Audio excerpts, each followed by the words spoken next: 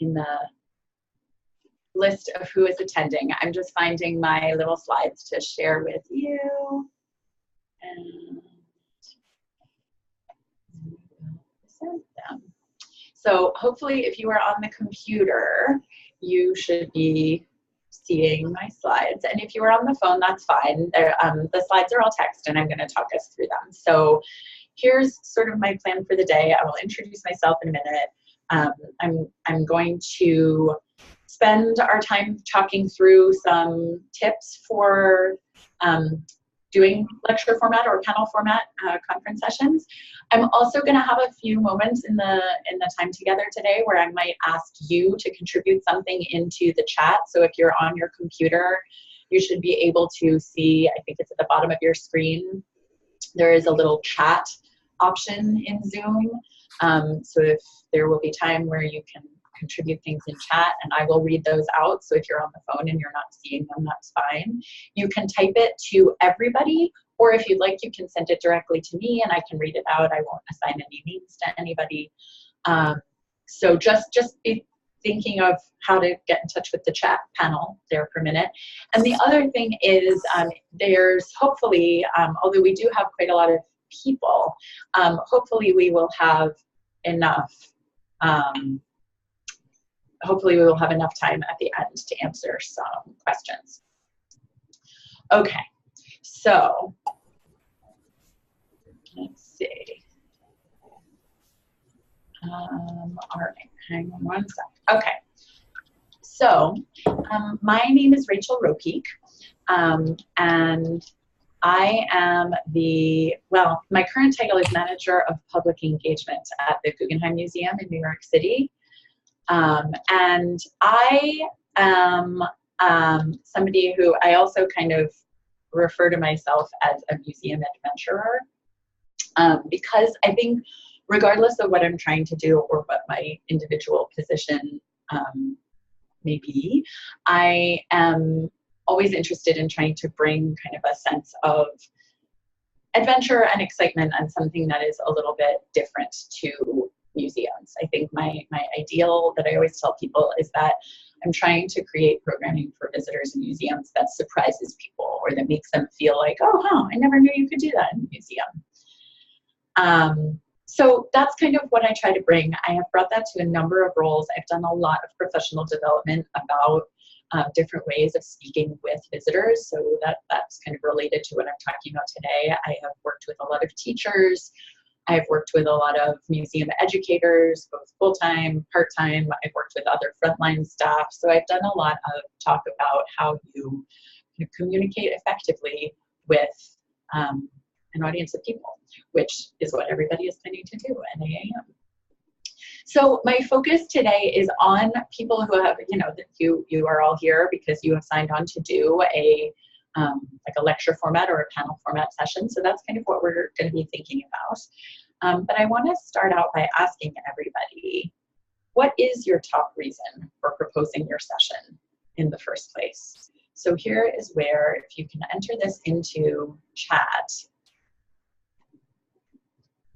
I'll give you a minute to type that in and I will read out what I see. Why are you proposing this session?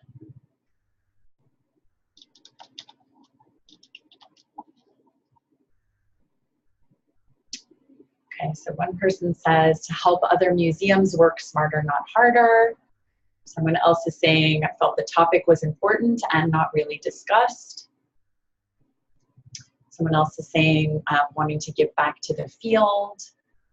Someone else is saying, sharing data because I hadn't seen the topic at a conference before. Connecting schools and museums. Sharing resources with small museums.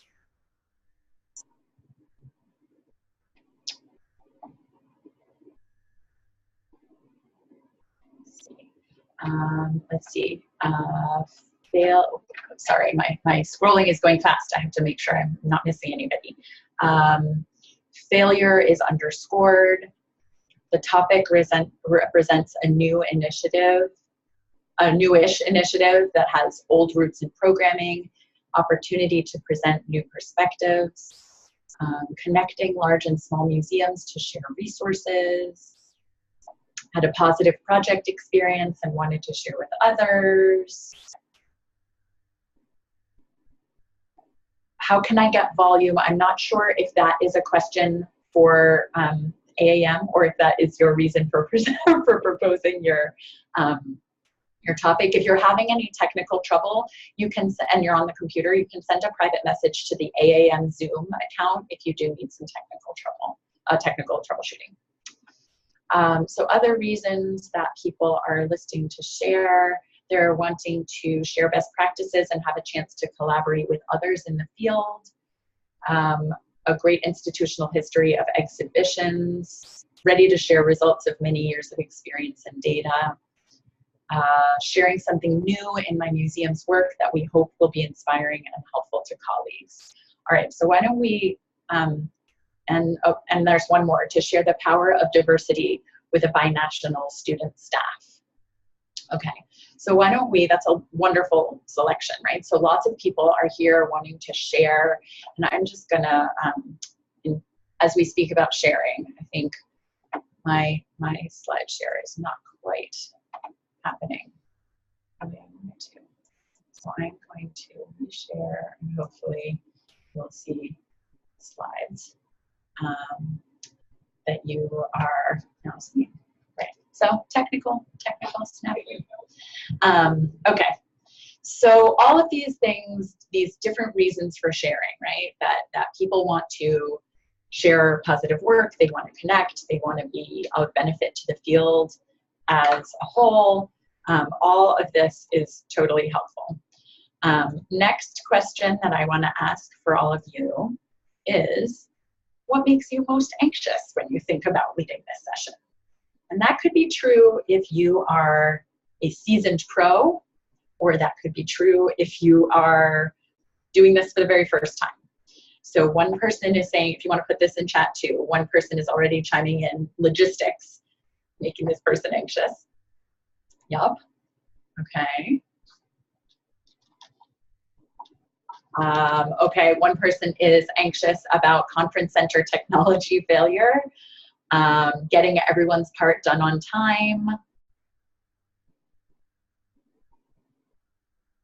Any other anxieties?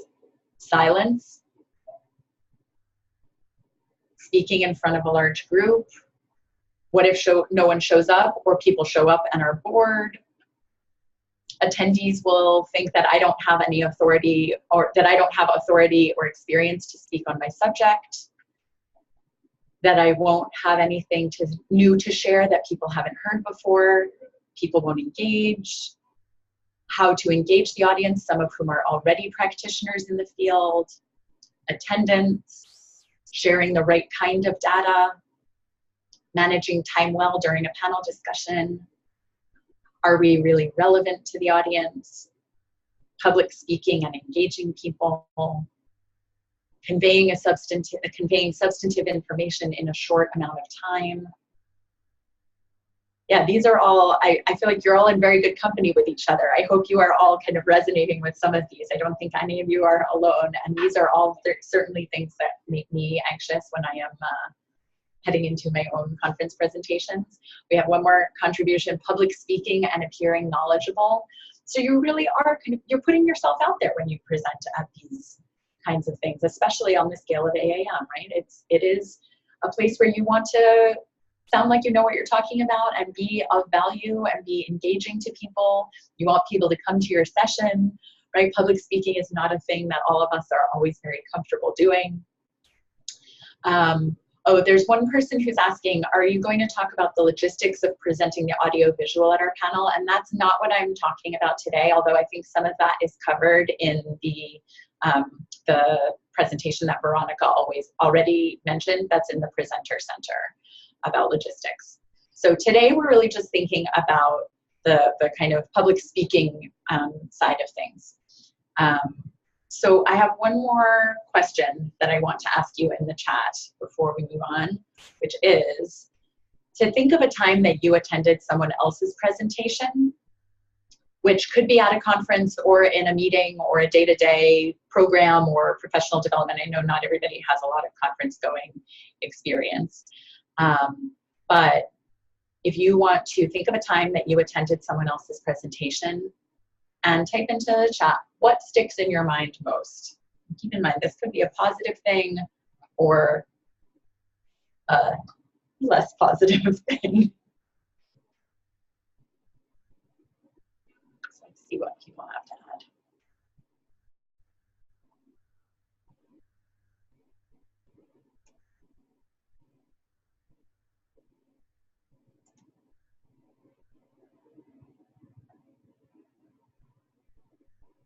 I'm hanging on. I haven't seen any contributions in the chat yet, but I know sometimes it takes a minute.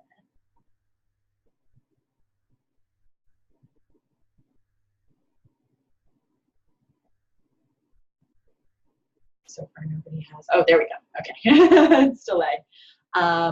So what sticks in your mind most? Somebody says relevance and relatability. Somebody says from the negative point of view, people reading PowerPoints. From the positive point of view, anecdotes, so storytelling. The power of the content resonated most. The presenter was authentic and did a great job of storytelling. How much knowledge a person can have, but how challenging it can be to engage the audience. So how you communicate your knowledgeable self in an engaging manner. Clear messaging and each slide making a difference, often with headlines that guide the audience. Here's a positive one from this person is the presenter is engaging, clever, and funny. The negative one, presenter asks questions and silence. Here's another one, negative, case studies with no application. Positive, inspiring content. Here's a negative. I once saw a presenter get shamed during a presentation about diversity. Eek. I second that, eek.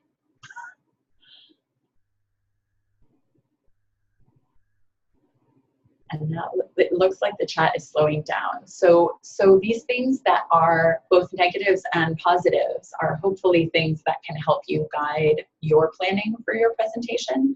If you have already started on that planning of your presentation, then hopefully they're already guiding you. Oh, someone else added fun hands-on activities that break out of the expected conference session format.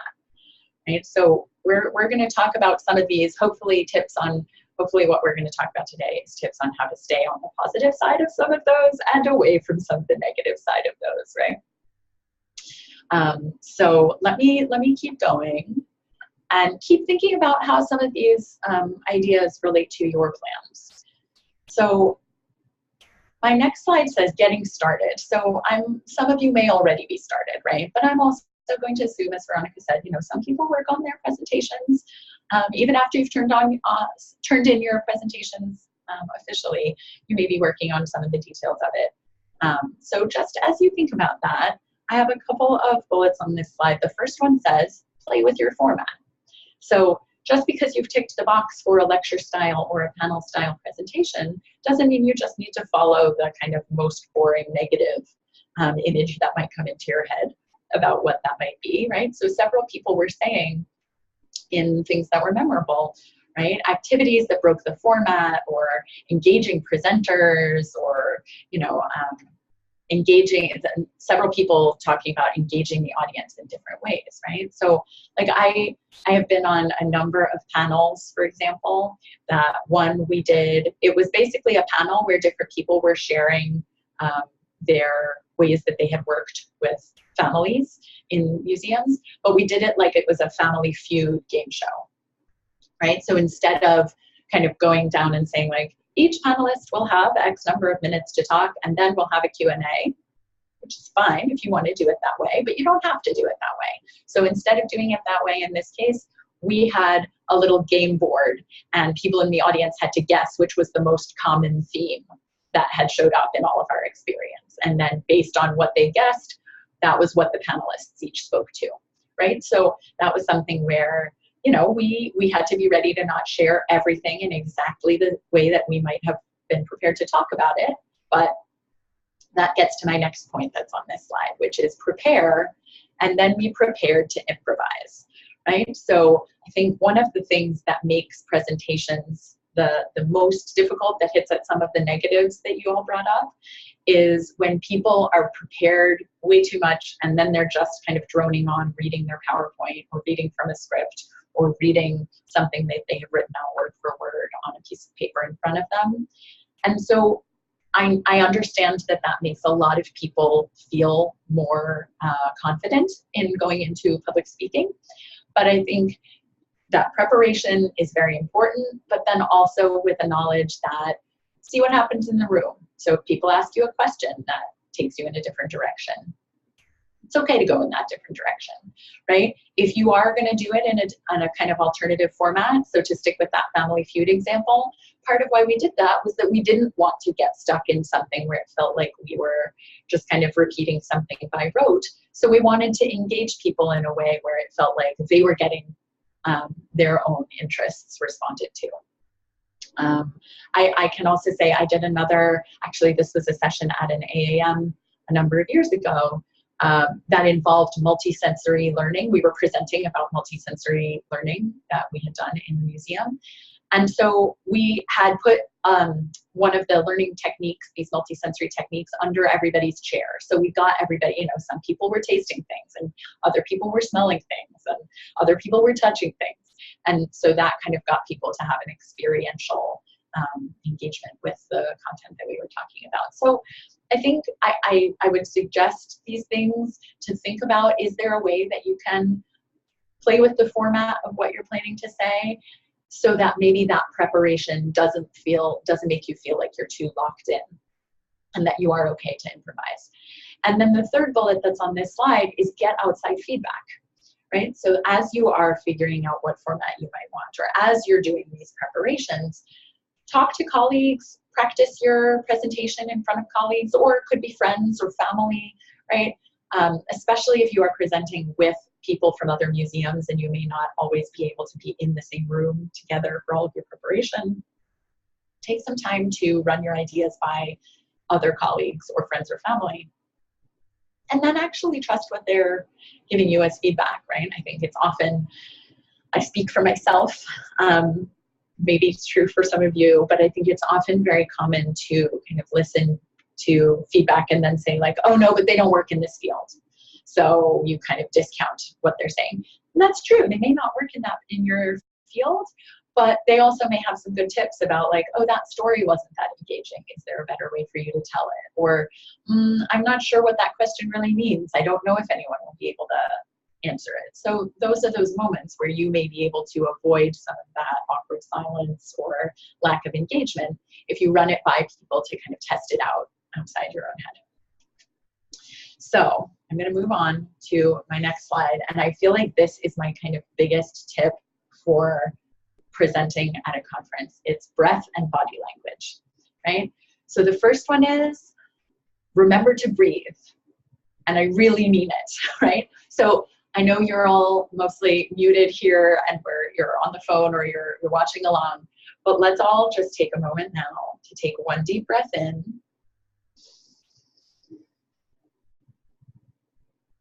And one big exhale.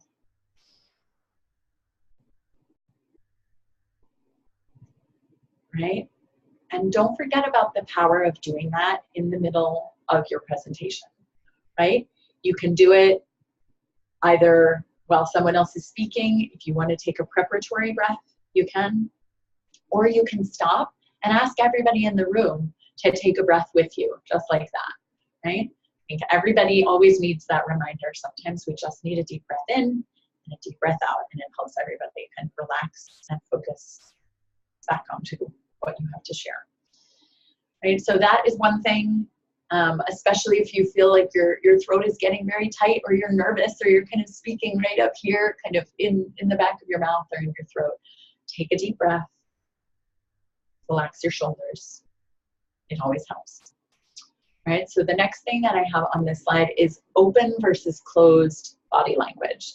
So that is also something that I think we we kind of think about in the intellectual realm, but we don't often pay attention to physically when we're doing it, right? So if I'm gonna stand up a little bit here so that hopefully we can see a little bit more of my torso, right? If I am presenting to you and I'm kind of hunched forward and my hands are together, my shoulders are hunched in, I'm physically making myself smaller and more closed in, right? It's going to make it harder for your voice to project, and it's not going to express that confidence that you do know what you're talking about, or you are the expert in your field that people have come to hear, right?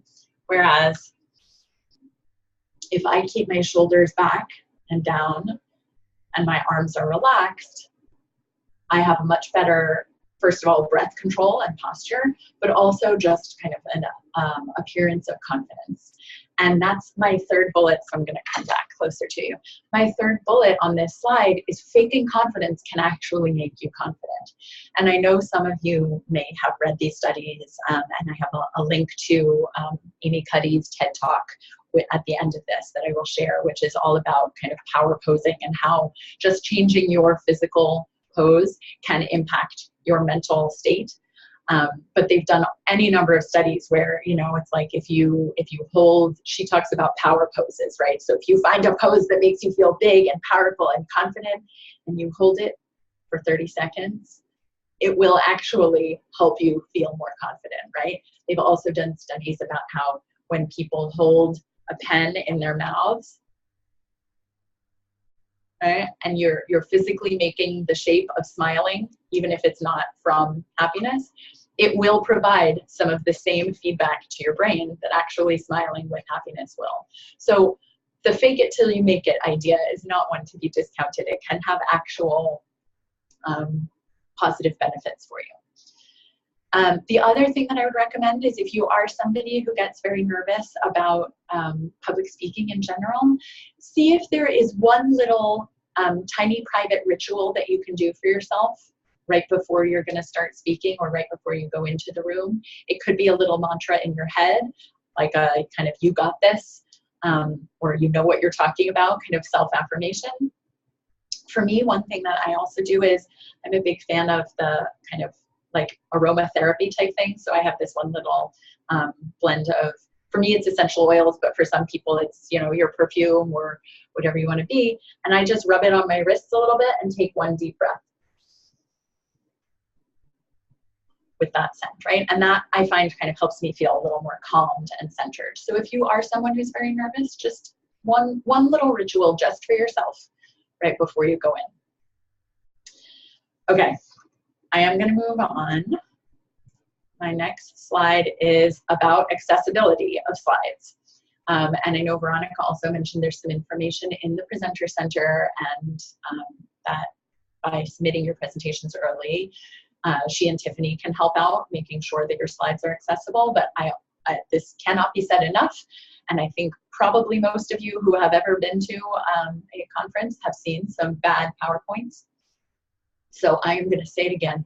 So slides, if you're using them, and I will say if you're using them, because I really do dare you to try going without them, right? It really does help people focus on what you're saying and being present in the room much more if they are not constantly looking at slides or constantly being distracted by, oh, I need to write everything down on that slide, or I need to read everything on that slide, or I need to take a picture of that slide, or I need to tweet the contents of that slide, right?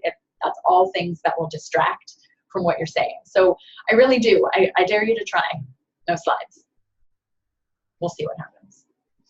But if you are going to use slides, some good tips are they should be in a large and easily read font, right? So it's not the time to use the kind of fancy cursive fonts or very elaborate fonts, because those are really difficult to see. And especially we're thinking here about people who may be blind or have low vision, or they may just be sitting in the back, right? If you've got a very full room, right? People may be crammed in and they may have a hard time seeing, and they're definitely not going to be able to see if they're peeking in from the door and your font is small and it's a low contrast, right?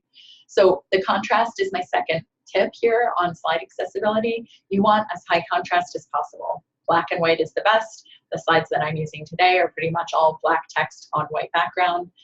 I know that there is a lot of temptation to make them kind of like pretty and designed, and especially if you're working in any kind of you know, interpretive department or graphics department, or you're working in a visual art kind of medium, right? When we think about what goes into the museum, we do think about wanting it to be kind of well designed. But part of good design is being legible and understandable by people of all different abilities. So high contrast, black and white, if you can do it, is really the best recommendation. And then the third recommendation is that you really want to have minimal text on each slide, right? So somebody said at the memorable moments, a negative one was people just reading from their PowerPoints. It's hard to do that if you only have bullet points with minimal text on a PowerPoint. So it's another way of keeping your session engaging also, right? Think of your slides as really just kind of like the headlines or the key points, right? They shouldn't really be a script. You don't want to have full sentences on them. If you have any quotes, you don't really need the quotes on the slide, right? You can think about whether there is another way of sharing any longer pieces of information, if you want to have any handouts or just read things aloud to people slowly. You don't always need to have it on a slide. So think about your slides, be mindful of them. The next slide that I am going to move to is also about accessibility, but in a general way. And it does still start with slides, right? So here's my 3 words, and I have little claps between them. Describe your slides.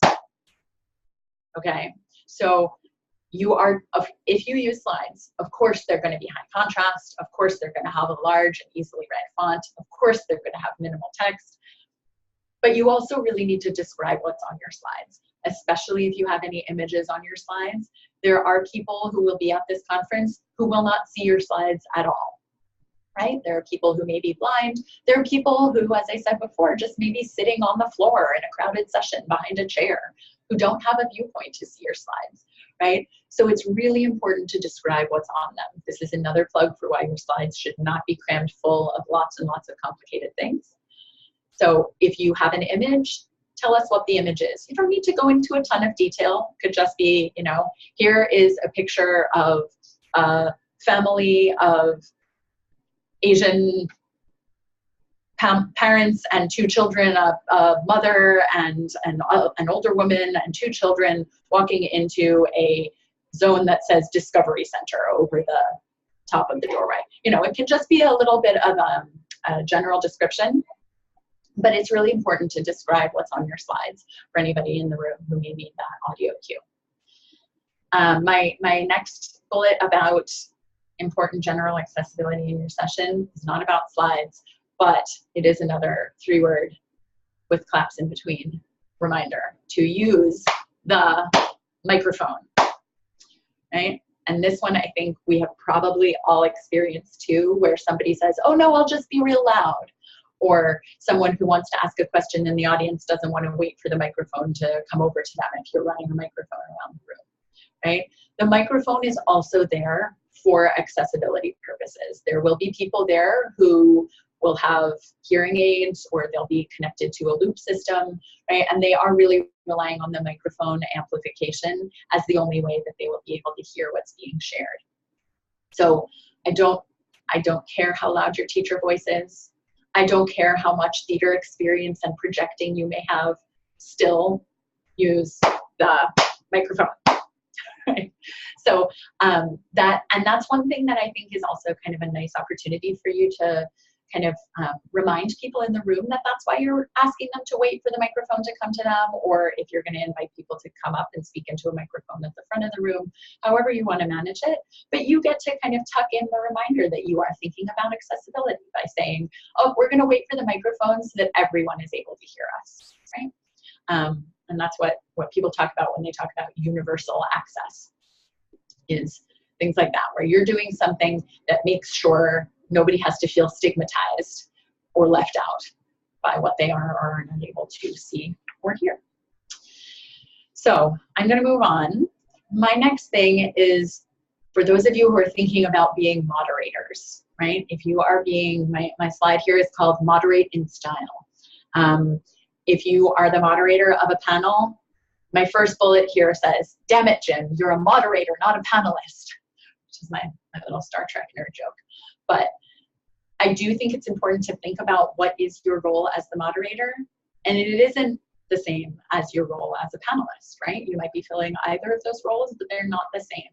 So if you're the moderator, that isn't really the moment for you to be sharing your expertise. If you're setting it up so that your panelists are sharing expertise, you are the one who is sort of in charge of highlighting all of them. It's like you're like helping your colleagues shine.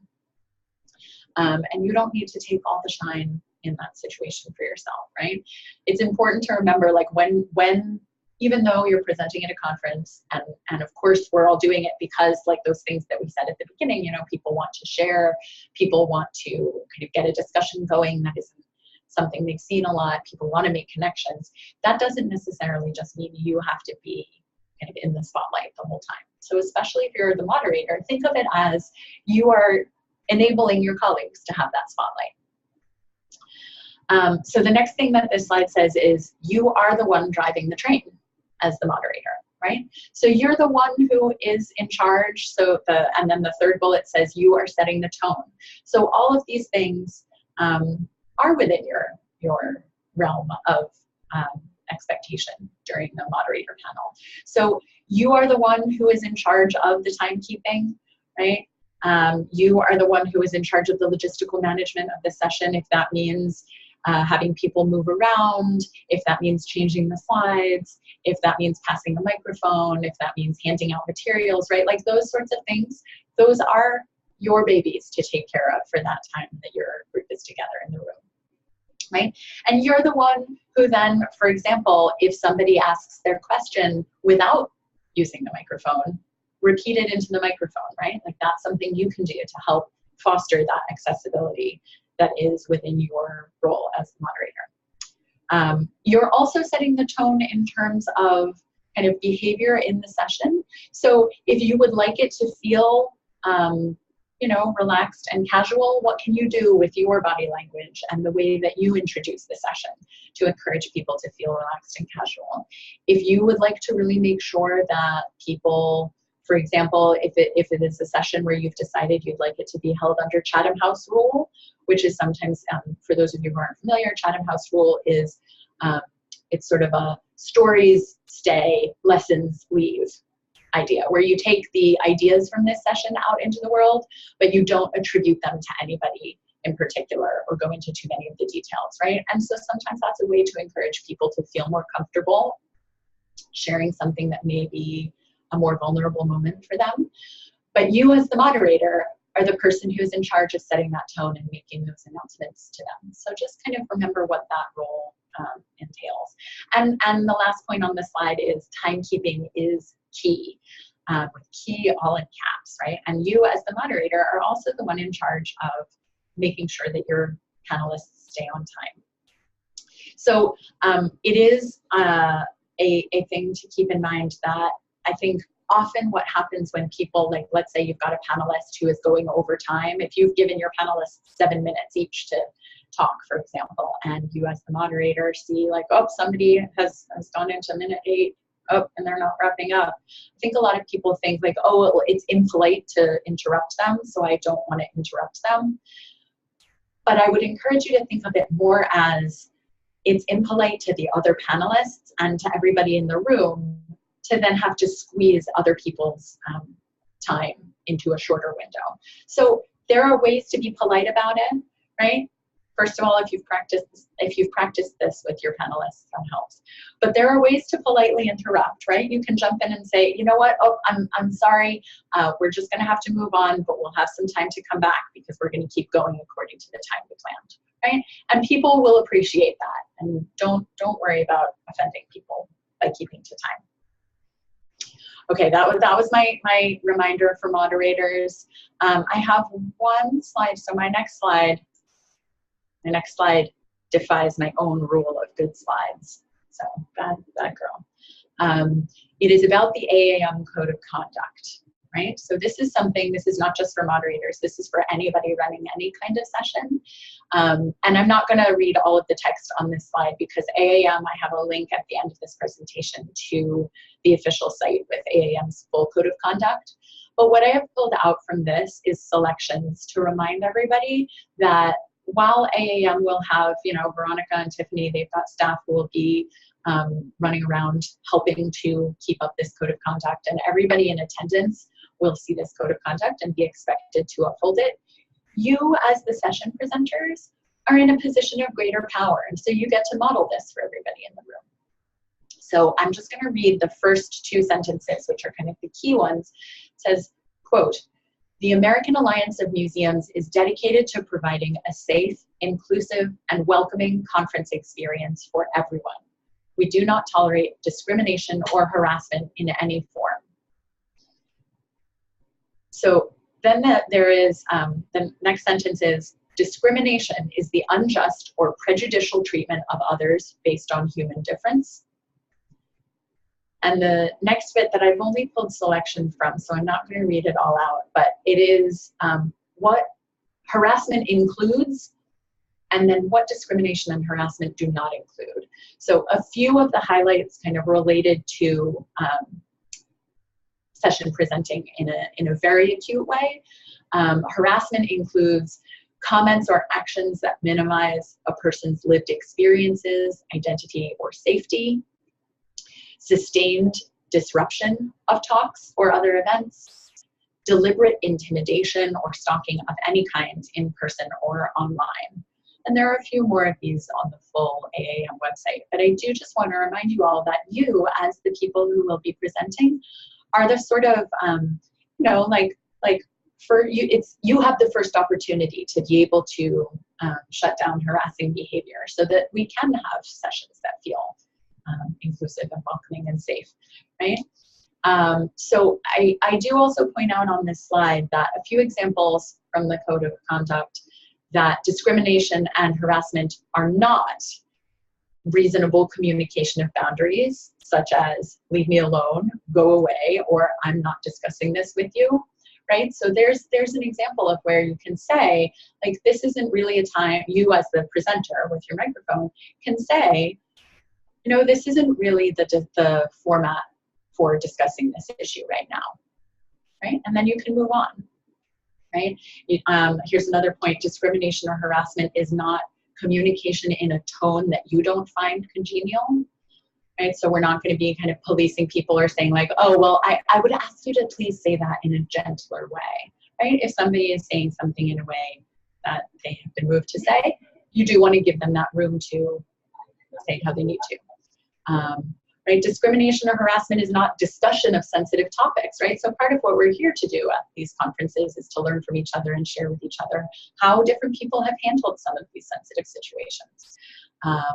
And then the last point that I have here is discrimination or harassment is not criticizing racist, sexist, cis-sexist, or otherwise oppressive behavior or assumptions, right? So that's another one where if somebody says something in any of your sessions that does fall under any of these categories or any other is kind of offensive language, you are in a position to be able to say, you know, that's not language that I encourage using, or, you know, that's not appropriate language here.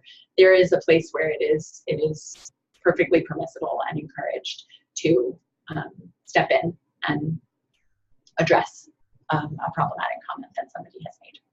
So the full code of conduct is on the website, but I do want to just kind of remind you all that you are, I hope that that's something that doesn't, I know sometimes it can make people feel nervous, but I hope it can make you feel empowered, that you actually have the power to help form what the tone of your sessions are and to help uphold that code of conduct for all of the people who are there. So I'm going to move on to my next slide, which is about Q&A.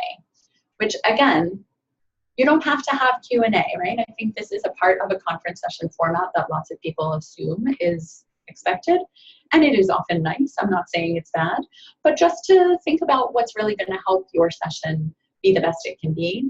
And maybe Q&A isn't something that you want, or maybe you want to have it in different formats, right? Maybe you want to have people save their questions for the end, and then you want to, because of course you're being good on your timekeeping, you want to make sure you save the last bit of your time for group Q&A.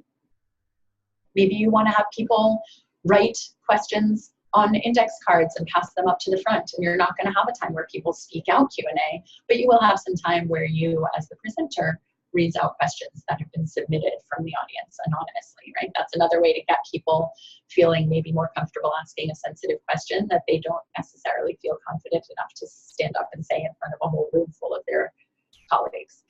But if you do want to do Q&A, my reminder is that it is helpful to explicitly remind people that you want questions if you don't want comments. Right? I think a lot of us have probably experienced this too, that people use Q&A time to sort of make a comment about, oh, well, when we did something similar at my museum, we found that it went like this, this, this, this, this. And if that's not what you want, as I will pull Veronica's reminder, a question ends in a question mark, right? So I think this is another place where you as the presenter should feel empowered to politely but firmly remind people that that's what you want, right? So if someone starts telling the story about how when they did it at their museum, here's how it went, and it's clearly a comment, not a question, I think it's totally fair, and I would encourage you all to feel comfortable and empowered to kind of jump in and politely but firmly say, you know, I'm happy to talk to you more about this in the hallway outside, but I really do want to see if people in the room have questions. That's what we're saving this time for now, right? Everybody in the room is going to appreciate that, and you don't have to be rude about it, but firm will be appreciated by everybody. So this is my other reminder, again, with my claps, make sure everybody uses the microphone for the same reasons we talked about before, right? That could be passing it around, that could be having people line up, that could be having people come forward to speak up with the microphone that you have at the front. But just to make sure that, again, nobody is going to yell loud enough that anyone who may need assistance and may use hearing devices to hear, they will need the microphone. The other thing that I have on this slide is remember you're still holding the reins, right? So Q&A doesn't mean, like, let's say you've decided to have Q&A at the end of your session. That doesn't mean it's all of a sudden it's a free-for-all and everybody gets to say whatever they want. You're still holding the reins. So if somebody starts to kind of run on and hasn't really formulated a question, and maybe they'll eventually get to a question, but in the meantime, they're thinking through lots of ideas and they're taking up all of this airtime, again, you can firmly but politely jump in and say, you know, if you want to think about that a little more, I'm happy to talk to you afterwards, but I want to make sure that we have time to get to a few other people's questions at the end here and ask them to share the airtime. So my last thing that I say on this slide, Q&A doesn't have to happen at the end or happen at all. So there's just my final reminder, right? You get to decide, it's your session. You get to decide how you want to format questions, right? Feel empowered. Okay, so that is, I'm going to stop there. We have about 10 minutes left, and I wanted to save some time to ask if there are other things that you are wondering about that I haven't covered. So this slide that I just put up just says, what else can we cover that I haven't talked about? So if you'd like to put anything into the chat, now is your time. I'm not sure if we have people on the phone. Veronica may be able to unmute people, but I'm not sure how many people we have on the phone. So I will ask Veronica to take a look at the phone folks. So if we have any phone people, I will phone callers. I will take you at the end once we go through the questions on the chat. Unless somebody wants me to unmute them in the chat so you can ask your question verbally rather than typing it in. So go ahead and enter any questions that you have in the chat, and then I will start working on phone questions if you have them. For those on the phone, if you do have a question, I'll just read out the first 6 numbers of your phone number, and then just tell me if you have a question or not when we unmute your line. And so far, nobody has put any questions in the chat. You're all very confident presenters. I will say, just as one more thing to address, that was a question that came up in a previous speaker training webinar that I did last week.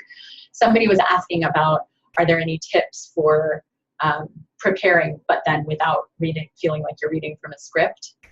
And I would just say, whatever notes, the tip that I gave that person was whatever notes you may have, I always recommend preparing your notes as bullet points rather than sentence format. So like when I'm leading a program in the museum, for example, I do write out a full-on kind of lesson plan without filtering myself, and it is usually in sentence format, but then I don't take that with me. So you could either prepare your notes and then not take them with you if you have really a whole lot of confidence, or if you just want to prepare your notes as kind of bullet points that aren't full sentences. So that's what I've done for this presentation, right? I wasn't reading a script to you because all I had was bullet points of topics I wanted to cover. All right, I don't see any questions in the chat, so I'm going to start on the phone. I'm going to start with 212321. So I'm going to unmute your line and just let us know if you have any questions. Are there any questions? No. Oh, we lost that person. Great.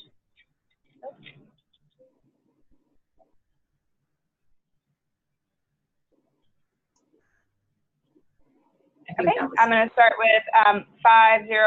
Every time I go to read a number, it jumps because we're losing people. But 504450. Are there any questions? Nope. No questions. Great.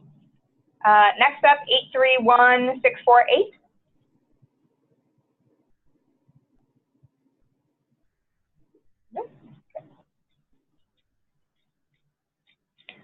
Did see a question come in the chat. What if you have a technical problem on site?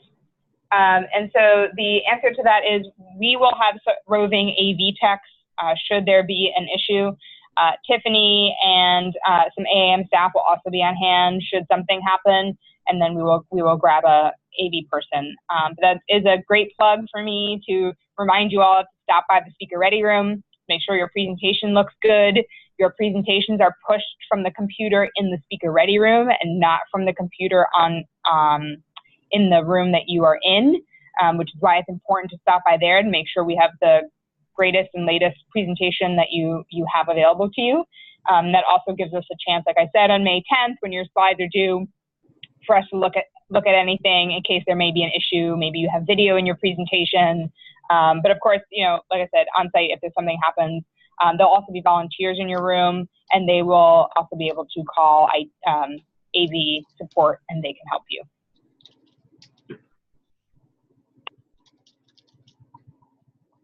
I see another question that's probably more of a me than a Rachel question. Someone mentioned that they thought AAM had the ability to poll the audience live. Is that a resource we have? So we experimented with this last year, and there were a couple of technical things that didn't make it feasible for us to continue using it this year. Mainly it was that folks needed to reset the question after they practiced it, and many people didn't. And so then, when it came time to do the question, it didn't work. So we didn't want to do that again. And so it's entirely on you. Other speaker trainings that we've done last week, somebody is using Slido, SLI.do for their polling questions. You're welcome to use whatever you would like. There'll be limited internet available. So just keep that in mind as you are thinking of using anything interactive-ish. And I will jump in to say to that also. I think many people automatically jump to thinking about digital solutions to polling the audience live, but also think about whether there are ways, right? A number of you were thinking at the beginning about trying to have engaging conference sessions. Think about if there's something you can do in the room that maybe people stand up in answer to something, or raise their hands, or put a little sticker on a certain sign that you have up on the wall, right? So ways to poll the audience that aren't necessarily just digital. Yeah, and I would add on to that, and something else that Rachel has mentioned before, but have a backup plan if something that you think is going to work. Rachel and I practiced something at another speaker training last week. We played a video. It worked minutes before we started the webinar, and then it didn't work when we had it, and we had a backup plan to that. So definitely have a backup plan an analog version, whether it's the raising of hands or the human spectrogram for your poll, whatever it might be, but just have a backup in case that doesn't work for you. Two other questions that I saw in there, are the slides going to be, is this PowerPoint going to be available afterwards? Yes. We will have these slides available to you in the Presenter Center, if not by the end of today, then sometime early next week. And we are also going to get a accessible version with closed captioning on it as well. So forgive us if we post the slides in the meantime while we're waiting for that to get done. Should slides from a panelist be compiled into a single file, or can you provide separate files, PowerPoint or other from each panelist? You can certainly provide them all separate, but you will need to tell the AV tech back in the speaker ready room the order that they need to go in. Doing it in one deck is great, but also keep in mind that your slides will be available as soon as you upload them in the mobile app to people.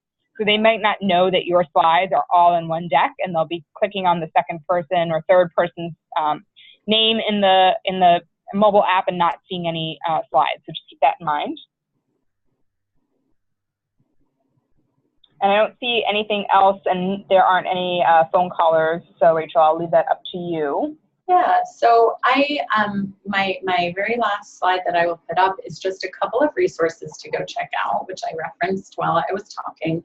The first one is a recent blog post on AAM's website that is 7 tips for greater accessibility at events. It has some of the tips for slide accessibility and reminders to use the microphone, that sort of thing. The second is a link to Amy Cuddy's TED Talk about body language and the idea of power posing and kind of using your physical modeling of confidence to actually influence your mental feeling of confidence. And the third is a link to the full AAM Code of Conduct, which is very clearly written and is not, you know, it's not like a terms of service, long, tiny font. It's clear and direct. So I recommend going and checking all of them out.